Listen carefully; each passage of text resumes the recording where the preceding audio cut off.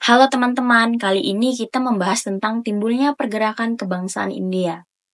Pergerakan kebangsaan di India merupakan salah satu titik paling signifikan dalam sejarah kolonialisme dan perkembangan nasionalisme di dunia. Gerakan ini tidak muncul secara tiba-tiba, melainkan sebagai reaksi atas ketidakadilan yang dialami masyarakat India selama lebih dari 1 abad di bawah penjajahan Inggris.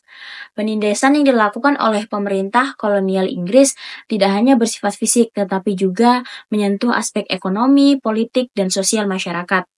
Salah satu kebijakan ekonomi kolonial yang paling merugikan adalah penerapan pajak tanah yang sangat tinggi yang menyebabkan banyak petani kehilangan tanah mereka. Di sisi lain, industri tekstil di India yang pernah menjadi kebanggaan bangsa hancur karena kebijakan perdagangan yang memaksa India mengimpor produk-produk tekstil dari Inggris dengan harga murah, sementara produk lokal tidak mampu bersaing. Kondisi ini semakin berperah dengan diskriminasi rasial yang dilakukan oleh para pejabat kolonial terhadap penduduk pribumi, memperkuat rasa terpinggirkan di kalangan rakyat India.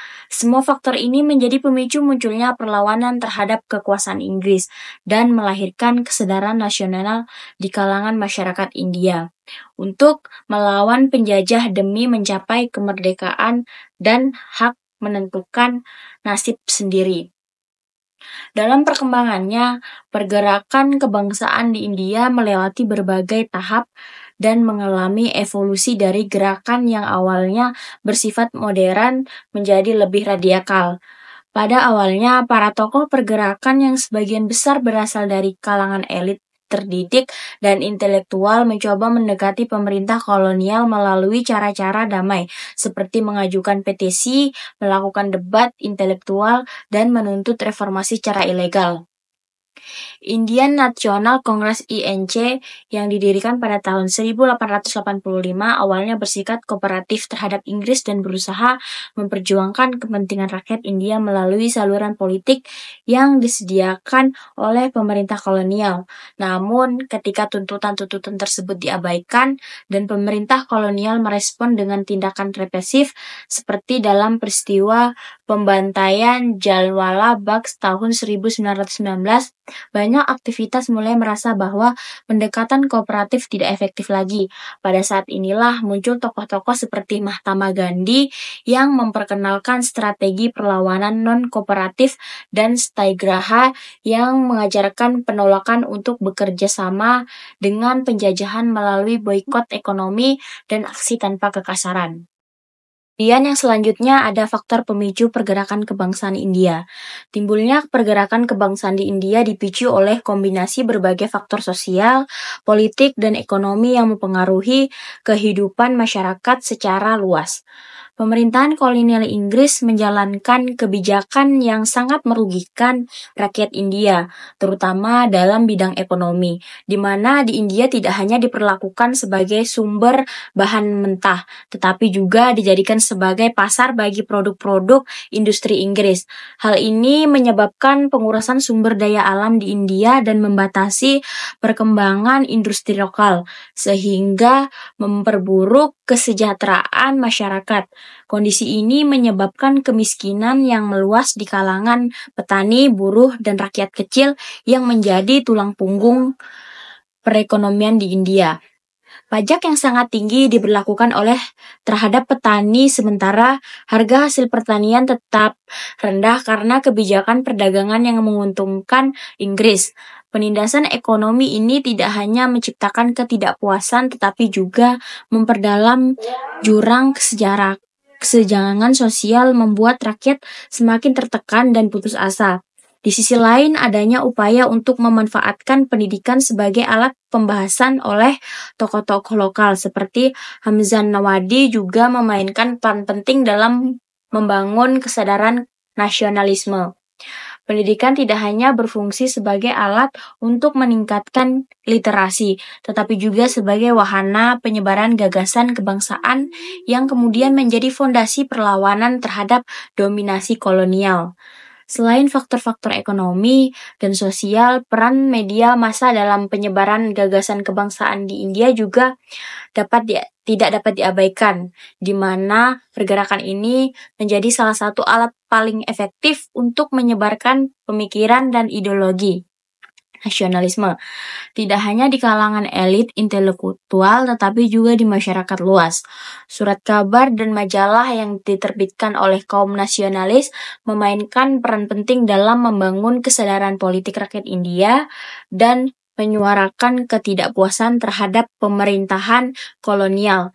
Media massa menjadi jembatan antara tokoh-tokoh pergerakan dan rakyat jelata yang memungkinkan ide-ide perlawanan menyebar dengan cepat ke seluruh pelosok India. Hal ini sangat mirip dengan situasi yang terjadi di Indonesia, khususnya di Sumatera Utara, di mana media massa juga menjadi alat penting dalam penyebaran gagasan kebangsaan selama masa pergerakan nasional.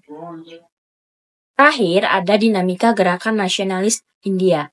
Pergerakan nasionalis India tidak dapat dipisahkan dari pengaruh gerakan global yang berlangsung pada awal abad ke-20, termasuk gerakan pan-Islamisme yang memainkan peran penting dalam membentuk kesadaran politik umat Islam di India. Salah satu manifestasi terpenting dari pengaruh pan-Islamisme di India adalah Khilafat Movement yang berlangsung antara tahun 1918 hingga 1924. Gerakan ini muncul sebagai tanggapan terhadap pembubaran kekhalifahan Ottoman setelah kekalahan Turki dalam Perang Dunia Pertama.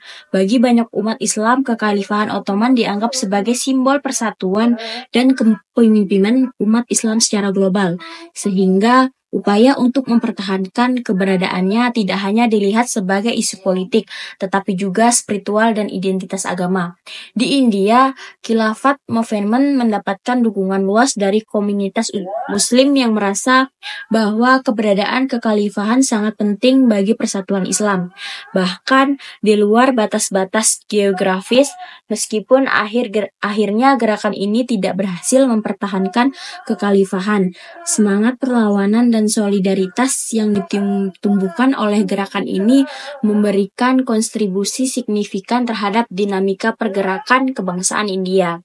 Solidaritas yang dibangun antara komunitas Muslim di India dengan umat Islam di seluruh dunia menciptakan rasa persaudaraan global yang juga memperkuat tekad komunitas Muslim India untuk melawan kekuasaan kolonial Inggris. Khilafat Movement juga menunjukkan bahwa pergerakan kebangsaan India tidak hanya didorong oleh faktor lokal, tapi juga dipengaruhi oleh isu-isu global yang melibatkan berbagai lapisan masyarakat.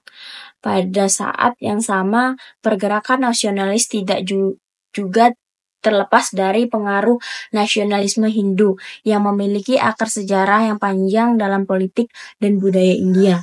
Nasionalisme Hindu berbakar pada identitas keagamaan dan budaya masyarakat mayoritas Hindu yang melihat India sebagai tanah suci yang harus dibebaskan dari pengaruh asing.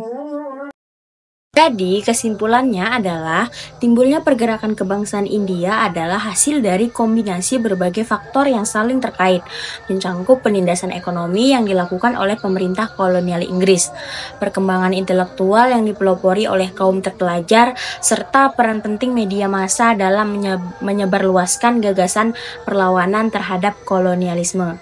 Penindasan ekonomi yang menjadikan India sebagai sumber bahan mentah dan pasar bagi produk Inggris, menyebabkan penderitaan besar di kalangan rakyat, terutama petani dan buruh. Kondisi ini memicu ketidakpuasan yang meluas dan membangkitkan semangat perlawanan di berbagai kalangan. Sementara itu, kaum intelektual dan elit politik mulai memikirkan cara untuk membebaskan India dari cengkraman kolonial menggunakan pendidikan sebagai sarana untuk membangkitkan kesadaran nasionalisme media massa baik dalam bentuk surat kabar maupun majalah.